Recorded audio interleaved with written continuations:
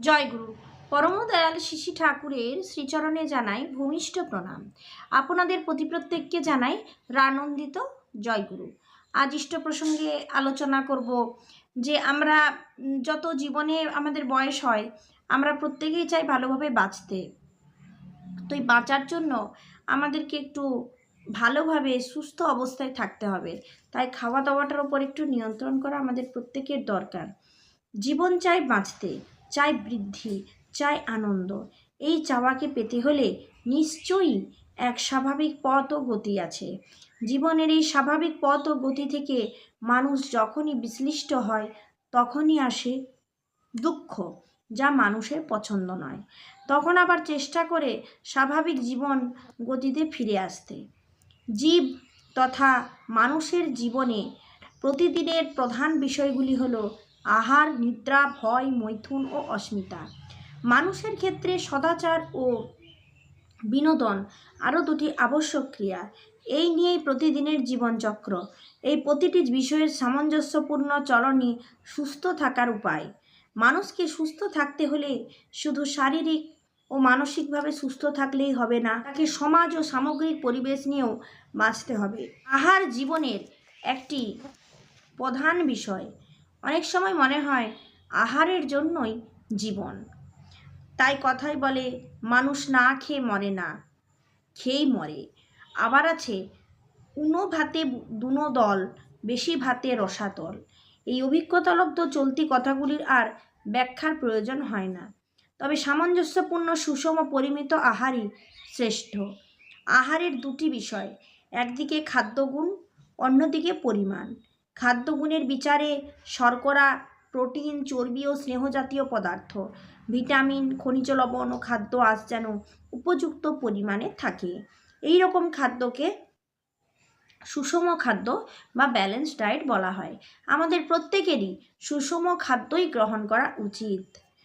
সাধারণভাবে চাল, গম, ডাল, বাদাম, শাক, সবজি, ফল, দুধ ইত্যাদির সমাহারে যে আহার, তাতেই সুষম আহার সাধিত হয়। পরিমাণের বিচারে এমন পরিমাণে খেতে হয় যেন শরীর স্বাস্থ্য ঠিক থাকে, আবার কর্মশক্তিও যথেষ্ট থাকে। তবে অল্প অল্প করে বারে বারে খাওয়াই ভালো।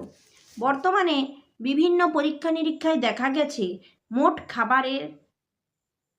সকালের খাবারের পরিমাণটা যেন বেশি হয়। আমরা সকালেই দেখবেন অনেকে খালি পেটে থাকি, কিন্তু সকালের খাবারটা আমাদের প্রত্যেকের একটু বেশি পরিমাণে গ্রহণ করা দরকার। দুপুরের খাবারের পরিমাণ যেন তার চেয়ে কম হয় এবং রাত্রির খাবার যেন তার চেয়েও কম হয়, এবং এই তিনবারের মূল খাবারের মাঝে মাঝে যেন হালকা ধরনের কিছু খাওয়া হয়। খাবারের পরিমাণ ও বয়স ও কাজের পরিমাণের উপর নির্ভর করে। কৈশোর ও যৌবনে খাবারের পরিমাণ বেশি হবে, আবার বেশি পরিশ্রম যারা করে তাদেরও খাবারের পরিমাণ বেশি হবে। শিশু, কৈশোর ও যৌবনে যেহেতু দেহ গঠন ও বৃদ্ধি চলতে থাকে, তাই প্রোটিন জাতীয় খাদ্যের ভাগ বেশি হওয়া দরকার। অন্যদিকে 40 বছরের পর তা কম করা দরকার। খাবার এমনভাবে খেতে হয় যেন নির্দিষ্ট সময়ের ব্যবধানে ক্ষুধার সৃষ্টি হয়, কাজে শক্তি পাওয়া যায় এবং প্রতিদিন সহজভাবে মল নির্গমন হয়। তাছাড়া কোনো রকম তামাক, মাদক, উত্তেজক দ্রব্যাদি ব্যবহার না করাই ভালো। শ্রী শ্রী ঠাকুর বলেছেন, always do something which is good for you and for your environment. আর এই কাজের জন্য পরিশ্রম করতে হয়। আরও বলেছেন, খাওয়ার জন্য বাঁচা নয়, বাঁচার জন্য খাওয়া। যীশুখ্রিস্ট বলছেন, man shall not live by bread alone. সত্যি মানুষ খাদ্যের জন্য জীবন ধারণ করেনি, তবে বাঁচার জন্য খাদ্যের প্রয়োজন আছে। জীবনের উদ্দেশ্যেই এমন কিছু কাজ করা যা জীবনকে উন্নত করে তোলে। দেখুন, আমরা যৌবনে যেমন 18-19 বছরে, 22 বছরে যেমন খাওয়া দাওয়া করছি, ঠিক ওই রকম খাওয়া দাওয়াই কি আমরা 40 বছরের পরও করব? দেখুন, যত বয়স হয় আমাদের রোগ জ্বালাও ততটা বেড়ে যায়। তাই বয়স বাড়লেও আমাদের কিন্তু খাওয়াটা বাড়ানো চলবে না। বয়সের সাথে সাথে যদি আমরা খাওয়াটা বাড়িয়ে দিই, তাহলে খাওয়ার সাথে সাথে আমাদের রোগটাও বেড়ে যায়। সেদিকে প্রত্যেককে খেয়াল করতে হবে। রোগ জ্বালা যাতে বৃদ্ধি না পায় তার জন্য খাওয়াটাকে কমাতে হয়।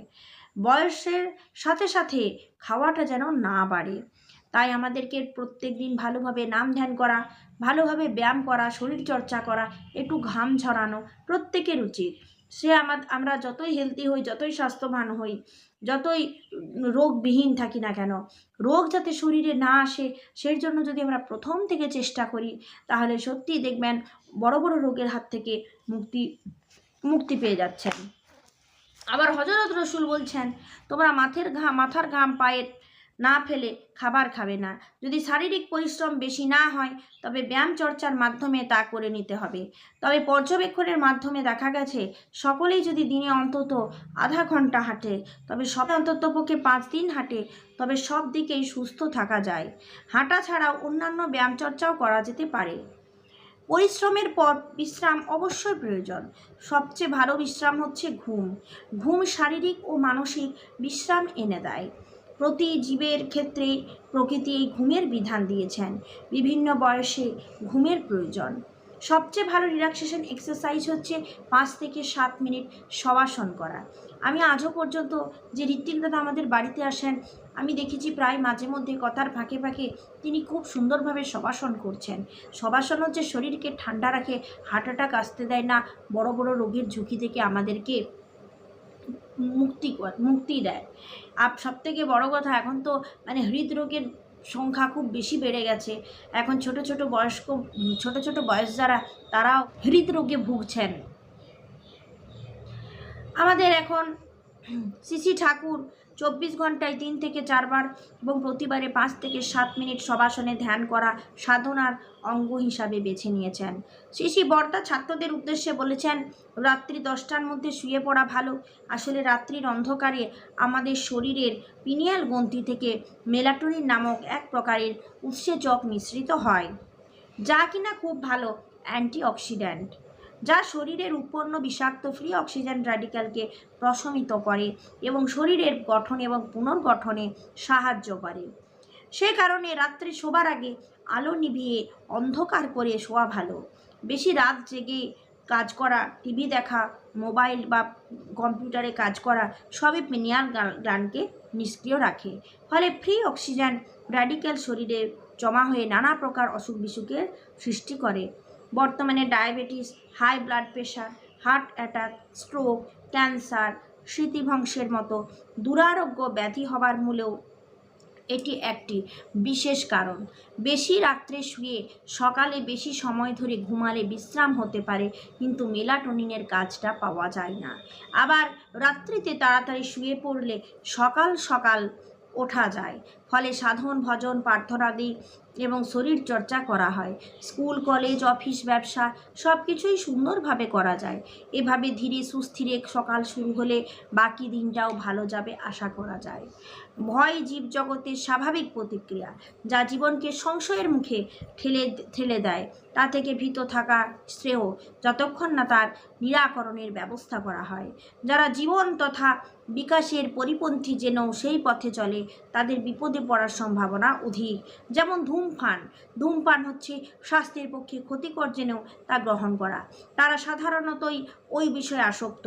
তাই ভয় করা জীবের সুস্থতারই লক্ষণ।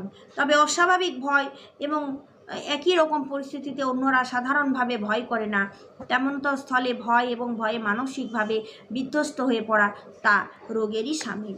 এরকমভাবে আমরা আজকে আলোচনা করলাম। আমরা নাম ধ্যান করা আমাদের প্রত্যেকের উচিত।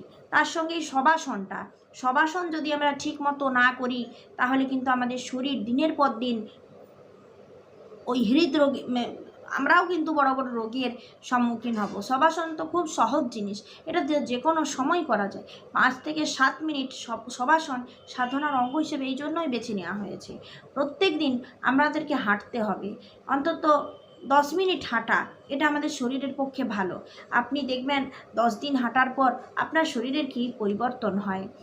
অবশ্যই আমাদের প্রত্যেককে ঘাম ঝরাতে হবে, খাওয়া দাওয়া নিয়ন্ত্রণে রাখতে হবে। তাই 40 বছরের পর থেকে এদিকটা একটু নজর দেন। ভালো মন্দ খাওয়ার জন্য জীবন, আমি মরলে খেয়েই মরবো, এই কথাগুলো কিন্তু আমাদের আজকালকার দিনে বলা উচিত নয়। কারণ এখনকার দিনে রোগের সংখ্যা অনেক বেশি পরিমাণে বেড়ে গেছে। সব জায়গাটাই দূষিত, যেখানেই যাবেন সেখানেই দূষিত। যেটুকু নিজে ভালো করতে পারবেন সেটুকুই ভালো। তাই ঠাকুরের নির্দেশ মতো চলে আচার্যদেব যেভাবে আমাদের জীবনে বাঁচতে শেখাচ্ছেন, সেইভাবে শিখে খাওয়া দাওয়াকে একটু নিয়ন্ত্রণ করে, বয়স অনুসারে লোভটাকে একটু কমিয়ে, প্রবৃত্তিকে নিয়ন্ত্রণ করে আমরা যদি জীবনে বাঁচতে শিখি, আমাদের রোগ জ্বালা থেকেও অনেকখানি আমরা মুক্তি পাবো। রোগ জ্বালা হচ্ছে ওষুধ খাচ্ছি কিন্তু কোনো মতে নিরাময় হচ্ছে না, এরকম অনেক নিবেদন আচার্যদেবের কাছে এসে পৌঁছায়। আচার্যদেব প্রত্যেককেই কিন্তু একই কথা বলেন। ঠাকুর বারবার বলছেন, সদাচারে রত নয়, পদে পদে তার ভয়। সদাচারটা এখন আমরা আর গ্রাহ্যই করি না, সদাচারের কথা মাথাতেও আসে না। সেই করোনা চলে গেছে, সদাচারও আমরা ভুলে গেছি। কিন্তু আজকালকার দিনে শরীরকে সুস্থ রাখতে হলে খাদ্যদ্রব্যের নিয়ন্ত্রণ, খাওয়াতে নিয়ন্ত্রণ, বয়স হিসেবে খাওয়া, তার সঙ্গে সঙ্গে প্রবৃত্তিকে নিয়ন্ত্রণ আমাদের প্রত্যেকের করা উচিত। আপনারা ভালো থাকুন, ঠাকুরের কাছে প্রার্থনা করি আপনারা সুস্থ সচল এবং সচেতন হয়ে জীবনযাপন করুন, জীবনে আনন্দ করুন। জয় গুরু।